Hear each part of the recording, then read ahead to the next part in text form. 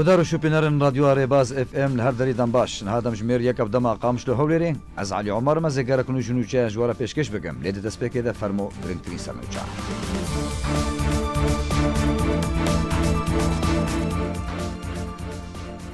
پارتیا دموکراتا کردستان سوریا بناوی همی کادرو سر کرده این پدکسی نامه یک به هلکفت هفته دوان یاج دایک بونا سروک مسعود بارزانی هر وهاس پارتیا دموکراتا کردستان سوریا پدکش یاند و پیروزباهی پیشکش کرد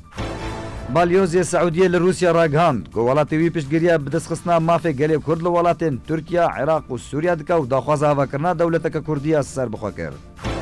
لپاریزگاه حسکه یا پارتیا پیده لگوریا ساین خوا دودوبستانین دن ین سریانیان گرتن بردف کبناوی وزارت دروی امریکا اشکارت که کولاتین یک گرتی درخصنا لود که یک اجالی روسیا ترکیه و فرانسه و المانیای وکو الکتراتیو جدانوستاندن جنیفیرا نابینه دم باش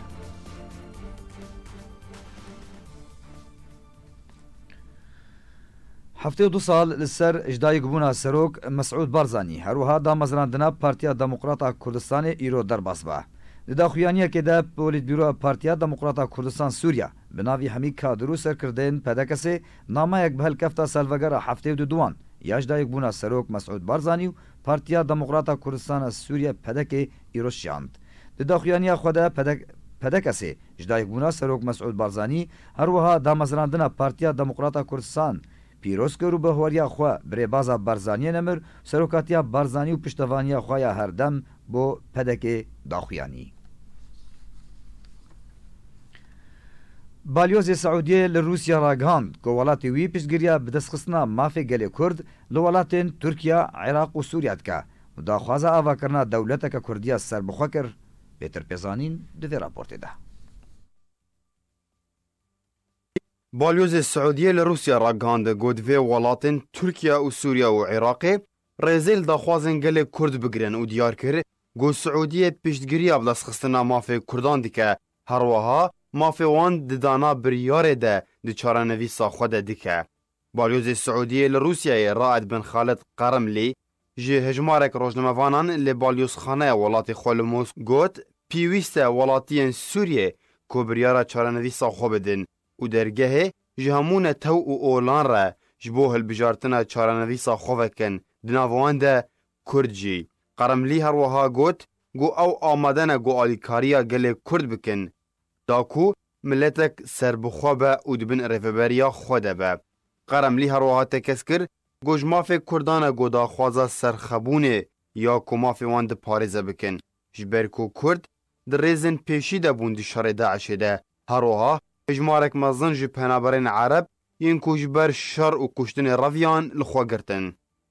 درباره روشا کردان لترکیه قرملی دیار کر گو روشا کردان لترکیه جیا برادرین خواه لعراق و سوریه نباشتره. تاوی گو رجه کردان لترکیه 15 تا 20 جسادیه لتانها هند بن ظلم و زورداری رژیما ترکیه دنه و گلک کریارین خراب در حق وان تیم بکار آنین و دیار کر گو روشا نهال ترکیه به تایبت روشا گل کرد جه دلخمیه ولاتی ویه.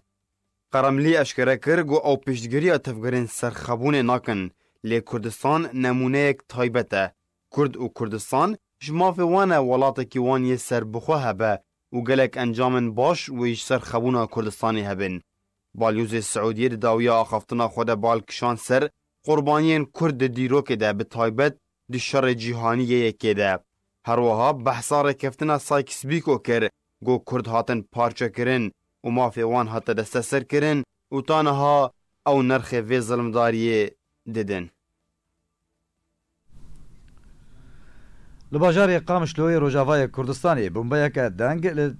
teqiya bêk û tuziyanên canî an gomadî werin tomarkirin. Jêdereke taybet ji Vêbaz News re eşkere kir ku li taxa Qedûrbekê ya bajarê Qamişlo yê Rojavayê Kurdistanê bombeyeke deng li devera nêzîkî goristana Qedûrbek teqiya bêk û tuziyanên canî an gomadî werin tomarkirin. Ev demeke teqîna bombeyan li Hesekê û Qamişlo rû dide bêk û tu alî ango kes bi pirsiyatiya xwe di ber wan teqînan de diyar bike. Osman Öcalan siyasetmedarê Kurdiyê Bakurî Kurdistanê ragihand ku bi sedema siyasetên pêdê roj bi roj helwêst û rola Kurdan Rojavayê Kurdistanê lawaz dibe û eger hewl ji bo yekrêziya navmala Kurdî neyê dan caran vîsa Rojavayê Kurdistanê beref tarîbûnê diçe û Kurd dê qurbaniyên bêhtir bidin. Siyasetmedarekî Kurdê Bakurê Kurdistanê dibêje ku PYD bi siyaseta xwe Rojavayê Kurdistanê xistiya metirsiyê de eger PYD dê vê siyasetê de berdewam bê çarenivîsa Qamişloyê weke çarenivîsa Efrîn û Kobanê bê. Osman Öcalan siyasetmedarê Kurdê Bakurê Kurdistanê ragihand ku PYD û YPK ku baskên PKK li Rojavayê Kurdistanê nikarin xwe û Rojavayê Kurdistanê biparêzin û bi sedema siyasetên PYD ji sê navçeyên Rojavayê Kurdistanê bi tenê yek navçe maya. Herwiha Öcalan dizanîn ku jimareka gelek ji ciwanên Rojavayê Kurdistanê li ser destê PYD hatine kuştin û şehîd bûne û jimareyeke herî gelek ji ciwanên Rojavayê Kurdistanê derketine û li ser welatên herêmî û Yekîtiya Ewropa hatine dabeşkirin û eşkere jî kir ku eger PYD di vê siyasetê de berdewam bê metirsiya êrişê li ser tevahiya Rojavayê Kurdistanê heye. Siyasetmedarê Kurdê Bakurê Kurdistanê dizanîn ku roj bi roj helwest û rol û hejmûna Kurdan li Rojavayê Kurdistanê lawaz dibe eger hewl ji bo yekrêziya navmala Kurdî neyê dan carenivîsa Rojavayê Kurdistanê beref tarîbûnê diçe û Kurd wê qurbaniyên bêhtir bidin. Di dawiya gotinên xwe de Osman Öcalan got ku pêwîst PYD dev ji siyasetên terorkirin, binçavkirin, derkirin û tunekirinê berdê ji ber ku şoreş ji bo bidestxistina mafên gelan dûrin ji van binemeyanîn ku PYD peyraw dike. Şandeka pelebilind ji Amerîka û hevpeymaniya navdewletî ya li dijî Daişê seredana bajarê Reqayê kir û li ser rewşa bajar rawestiyan soza alîkariyê ji bo dobara vegerana jiyanê dan. Bêhtir zanîn divê raportê de.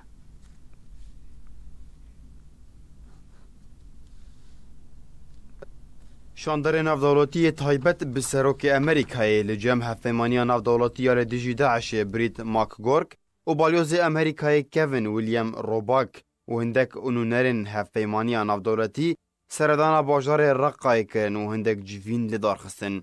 Li gorî zanyariyên taybet ji bajarê Reqayê goşanda navborî gihişt Reqayê û hindek civîn li darxistin derbarê rewşa xizmetguzariyê li bajar. Her wiha hindek babetên girêdayî dubara avakirina bajarê Reqayê û pêşkêşkirina alîkariyên pîwîst ji bo vegera welatiyan. Her li gorî zanyariyên arkê got Amerîka hewlên xwe biriya pêşkêşkirina alîkariyê ji bo encumena Reqaya sivîl ya bi ser PYD ve dike da ku pirsgirêkên têne pêşiya wan çareser bikin û balkişan serweyekê ku berpirsên Amerîkî pilebilind serpirîştiya faylê Reqayê dikin ku her dem û demekê seredanên şandên Amerîkî ji bo Reqayê ji bo çavdêriya kar têne li darxistin. Beryana jî William Rourke seredana Reqayê kiribû û civîn li gel encumena Reqaya sivîl derbarê karê komîtên xizmetguzariyê û hawarçûnê û avakirinê li parêzgehê li darxistibû. Got wê civînê de Rourke söz dabû got berdewam bin di alîkariya sivîlên Reqayê ji bo vegera jiyanê. Her wiha söz dabû got hêzên hevpeymaniyê li wê deverê bimînin ji bo rêgeriyê li vegera rêxistina Daişê her wiha da aliyên Sûrî bigên çareseriyeke siyasî ji rewşê re. Çekdarên Sûriya Demokratîk yên bi ser PYD ve bi alîkariya hêzên hevpeymaniya navdewletî ya li dijî Daişê di cotmeha sala borî de bajarê Reqa kontrol kirin. Piştî şarekî giran û dirêj bi rêxistina Daişê re got encam de bi sedan ji ciwanên Kurd bûn qurbanî di ber vî bajarî de. Şantiyên netewên yekgirtiyê taybet bo Sûriye eşkere kir کو ئەو شێورên xwe derbarê sazkirina komîteka destûrî bi serkirdeyetiyeka Sûrî birêveberiya netewên yekgirtî li Sûriyê berdewam dike. Di raportekê de şandiyê netewên yekgirtiyê taybet bo Sûriyê stavan demstora ragihand ku ew şêwirên xwe derbarê sazkirina komîteyeka destûrî bi serkirdeyetiyeka Sûrî û birêveberiya netewên yekgirtî di çarçoveya proseya Cenêvê de li gorî biryara navdewletiya 2254 berdewam dike. Li gorî raportê demstora di sêzdehê mehê de li gel emîndarê giştiyê netewên yekgirtî Antonio Guterres civiya herwiha doh jî li gel Mike Pompeo wezîrê derveyê Amerîkayê ji civiya û rewşa Sûriye û nerîn û çareyên bi proseya siyasî ve gengeşa kiriye. Rewangeha Sûrî ji bo mafê mirovan vegera aramiyê li gundewarê Idlibê û Hemayê diyar kir piştî hejmarek binpêkirinan yên ku li wan du parêzgehan rûdabûn. Hurguliyên bêhtir divê raportê de. Rewangeha Sûriye ji bo mafê mirovan vegera aramiyê li gundewarê Idlibê û Hemayê diyar kir piştî hejmarek binpêkirinan yên ku li wan du parêzgehan rûdabû. Heman rewangehê rûdana bombebaranekê duh êvarî ji aliyê çekdarin rejêma Esed ve li her du gundên Elxwên û Zerzûr li gundewarê başûrê Idlibê koberiya wê jî deverên Latamnê û bajarokê Skîk armanc kiribû. Serbarî bermîlbarana hindeverên bajarê Elteman'a û derdora wê û hindeverên dî Mînaxan Şêxûn ku di encam de 4 welatiyan jiyana xwe ji dest dan ji wan jî zarokek hebû. Li aliyekî dî rîsipiyên gund û bajarokên gundewarê Idlibê ji aliyê xala çavderiyê ya Tirkiye ve li bajarê Morik hatin piştrastkirin koçekdarên Esed ber bi deverên wan ve pêş nakevin. Her li gundên gundewarê Idlibê yên başûr û gundewarê Hemayê yê Bakur tevgereke mezin ya derbideriyê rûda. Bêhtiriya derbideran ji gundên Celal û Xelaxîl û Elferca û Elxwên û Tellişêx û Sehal û Elbirêsa û Errefa bûn. Wan derbideran berê xwedan devera Dêrxerbî û Şerqî û Sirman ku xaleke çavderiya ya Rûsyê li wê deverê heye û beşeke dî berê xwedan Sermeda û kampên Sînor. Şêrîn Kîlo.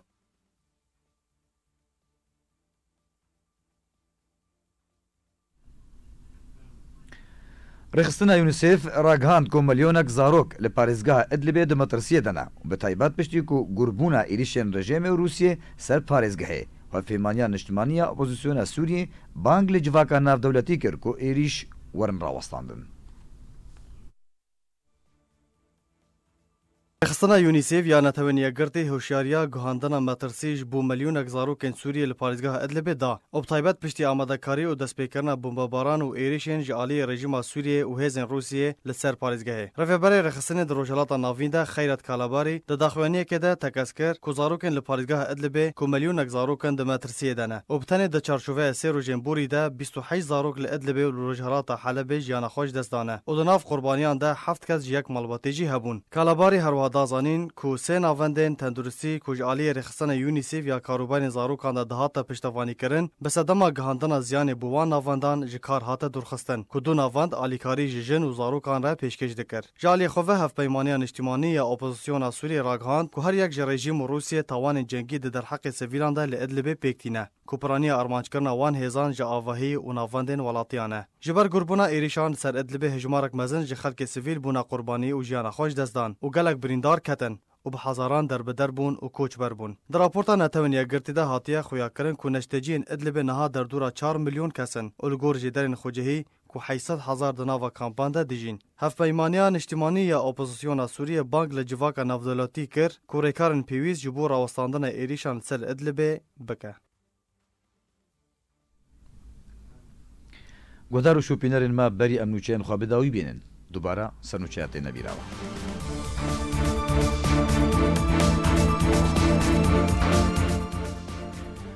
Partiya Demokrata Kurdistan Sûriyê bi navê Hemî Kadir û serkirdeyên PDKSê ji dayîkbûna Serok Mesûd Barzanî herwiha Partiya Demokrata Kurdistana Sûriya pîroz kir. Balyozê Seûdiyê li Rûsya ragihand ku welatê wî piştgiriya bi destxistina mafê gelê Kurd li welatên Tirkiye, Iraq û Sûriyê dike û daxwaza avakirina dewleteka Kurdiya serbixwe kir. Li parêzgeha Hesekê Partiya PD li gor yasayên xwe du bistanên din yê Siryaniyan car dîgirtin. Berdevka bi navê Wezareta Derveyê Amerîka eşkeret ke ku welatên yekgirtî li derxistina lotkeyeke ji aliyê Rusya, Tirkiye û Fransa û Almanyayê ve wekû alternatîv ji danûstandinên cenê fêre nabîne. Nûçeyên me îro bi dawî hatin, her şad û bextewar bin.